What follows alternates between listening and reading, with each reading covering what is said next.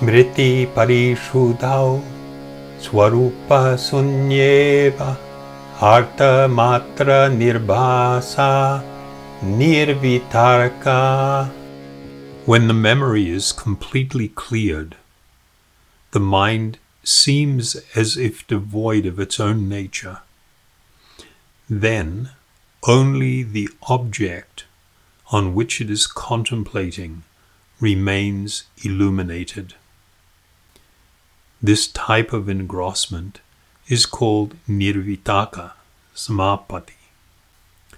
So before commenting on this verse, I would just like to mention the pariśuddhau, that this word is actually made of two words, pari, meaning completely, and shuddha.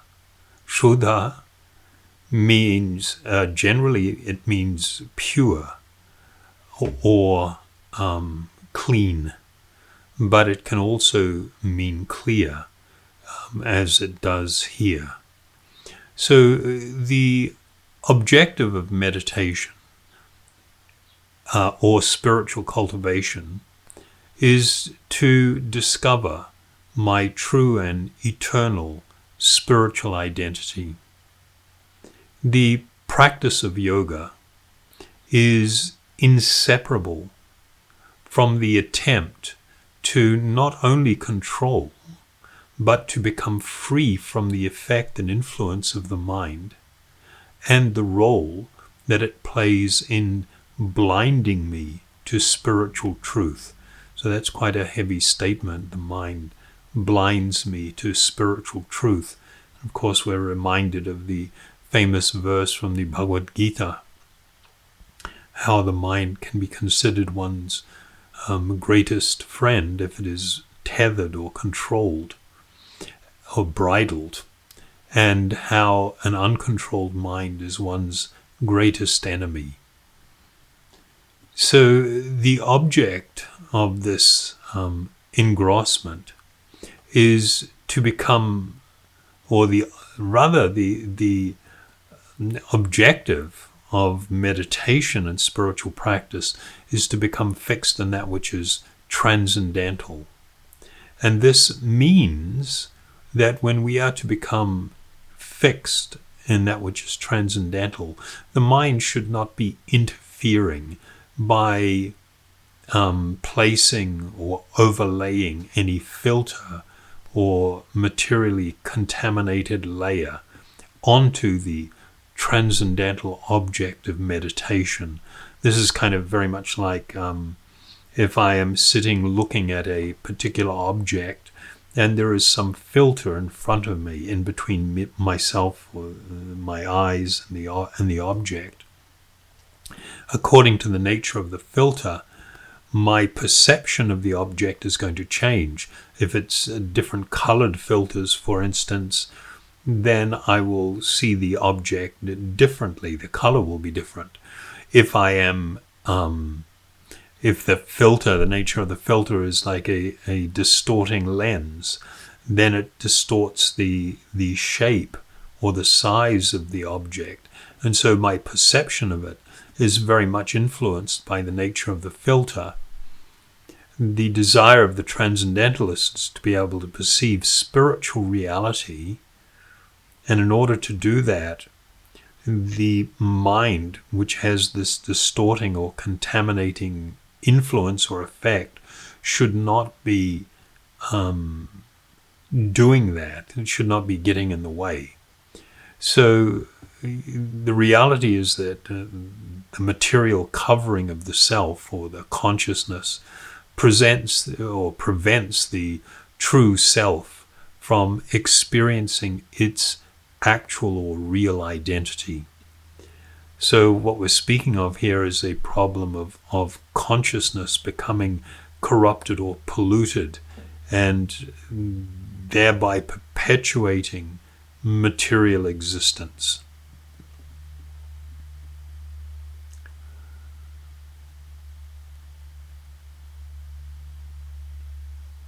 In the materially conditioned state, the mind plays a prominent and very dominant role. And according to the nature of how the mind has been affected or influenced, particularly by the modes of nature, sattva, rajas, tamas, particularly with rajas and tamas, the mind becomes filled with desires. One experiences different types of emotions and feelings, which then produce resultant decisions and actions that then perpetually bind the living being to the material world. So the yoga process is very much about how to become free from the influence, the controlling influence of the mind. So when examining this verse, this idea will become increasingly clear. However, the method being taught here is one that is, as I mentioned in the previous verse, incredibly difficult for a common person to do. That should not be a demotivation, since Patanjali himself has provided an alternative process, as mentioned in the 23rd Sutra, and this is something that we will cover later, particularly in the next chapter or pada.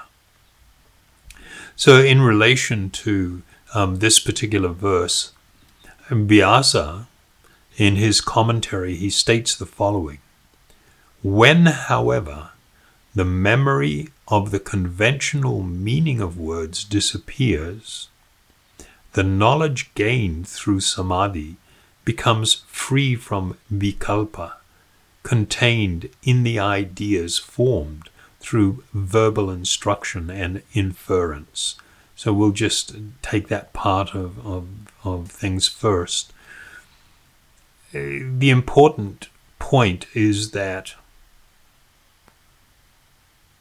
it becomes impossible to see things with clarity, to understand the true nature of things, if we are being influenced or experiencing what is called Vikalpa.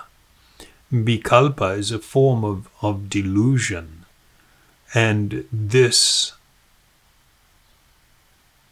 plays a critically important part in the binding of the living being to material existence. And we'll give some examples of that a little bit later, although I couldn't mention it here.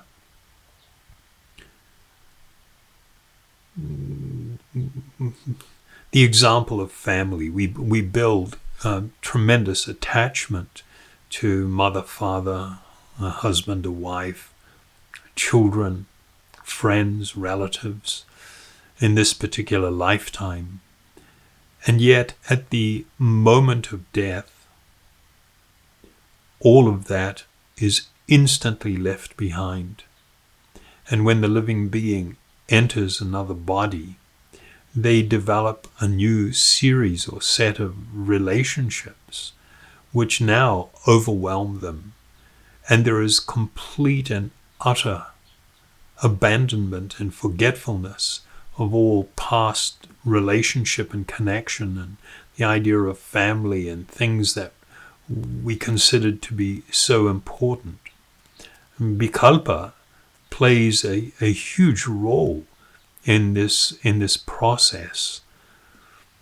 And so here, Vyasa is speaking of how when a yogi comes to perceive things in truth, and these filters that the mind places between the living being and the objects of focus or meditation or perception even, when one sees things in truth, then one gains a special type of knowledge.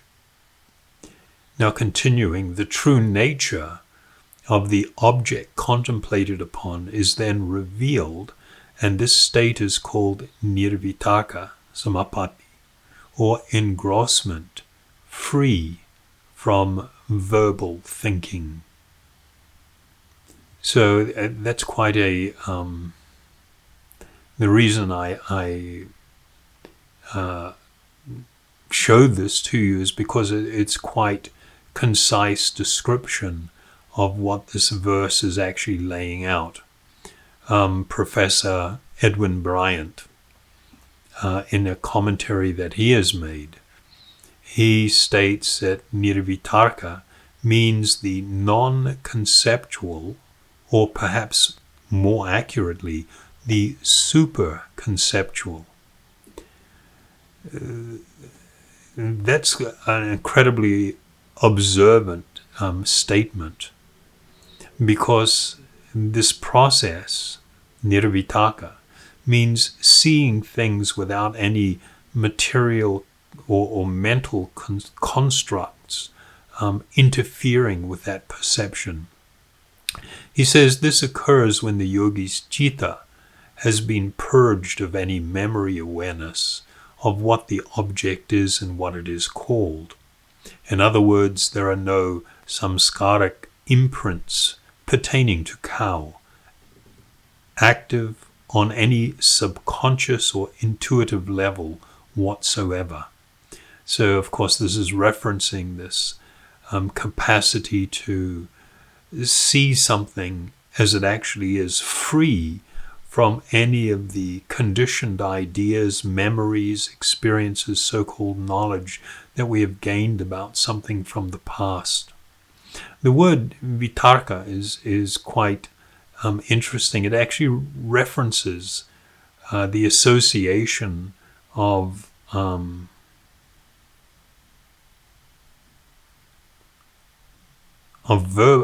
words and thinking, but it is most commonly used in reference to speculative thinking, and nir means without, and so nirvitarka means the clear observation of something, or engrossment, the contemplation upon something, free from any speculative ideas, any baggage that came from past memories or association. Means to see things with absolute clarity, the real nature of something. So from this samadhi arises actually what's considered a special kind of knowledge, or prajna, which is considered direct perception. But when I say direct perception, we're not talking about sensual. It's non-sensual perception. It's not a perception that comes from because of the eyes or the ears or the tongue, the skin, the nose.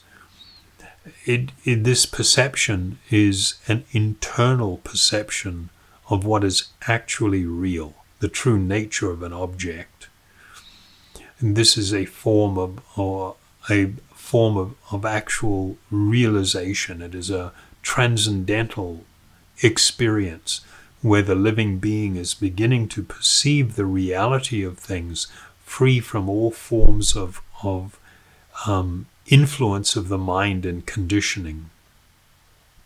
So Vyasa states in this regard, in this verse, that this is the truest perception, and it is the root of inference and testimony which is derived from it. So you might recall that the seventh sutra in this pada, in the first pada, there was a verse: these sources of correct understanding are direct perception, inference, and the words written or spoken of authorities. So here Vyasa is stating that when one has this actual experience, these realization of the truth of particular subjects or objects, rather, that this direct and real perception is more important than the knowledge gained from inference or even from the hearing of authorities. And the reason that this is stated and why this is true is even when somebody that has attained the highest spiritual realization, or Shastra, what's considered the word of God, or the highest authoritative teachings, we, in a state of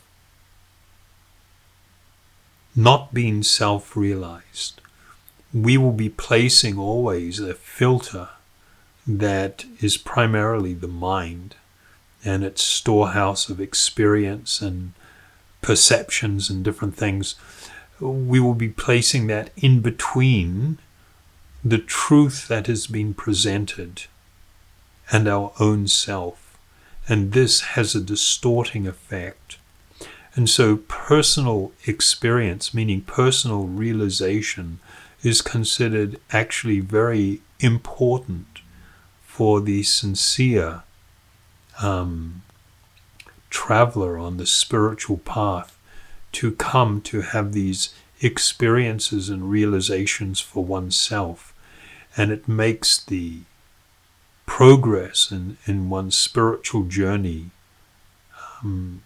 so much more. It accelerates the spiritual journey, the speed at which one approaches the final goal. So through this type of meditation, I mean, its purpose was that by this process one comes to practically realize and actually experience how these ideas, the concept of home and family and wealth, etc., they are simply mental constructs whose underpinnings are simply a combination of gross material elements and subtle material energies, and that they have no factual and eternal connection to myself, the Atman.